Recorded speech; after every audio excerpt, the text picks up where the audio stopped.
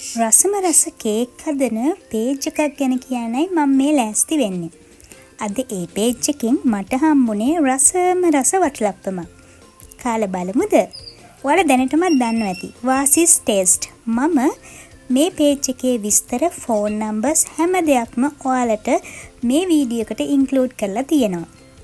අපි ඕපන් කරලා බලමු අපේ රසම රස වටලප්පන් එක. හරිම ලස්සනට එයා පැක් කරලා තිබ්බා. ඉතින් ලස්සන වගේම රසත් ගොඩක් ඇති කියලා ඔන්න මම හිතනවා. අපි කාලම බලමු එහෙනම්.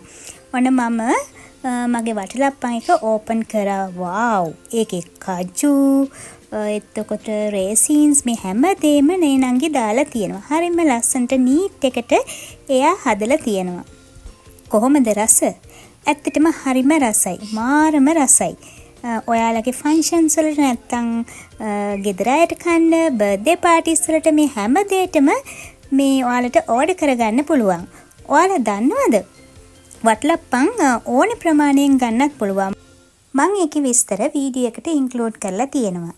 ඔයාලට බලන්න පුළුවන්. ඒ විතරක් නෙමෙයි, මේ බලන්නකෝ රසම රස ඩෝනට්ස්. බලන්න ලස්සන. සැරට කන්න ආසයට මේ වගේ ෂෝටිස් වර්ගත් එයා ඔයාලට ළඟටම ගෙනත් දෙයි. ඉතින් අනේ එකම තැනකින් ගන්න තියනවනම් මේ බලන්න තව කේකුත් හදනවා එයා. ලස්සන ඩිසයින් ඔයාලට ඕන විදිහට එයා කරලා දෙයි. ඉතින් දැන් ඔයාලගේ ඕඩර් එක එයාට දාන්න. අමතක කරන්න එපා, පරක්කු කරන්න එපා. වාසිස් ටේස්ට් කුලියා පිටිය.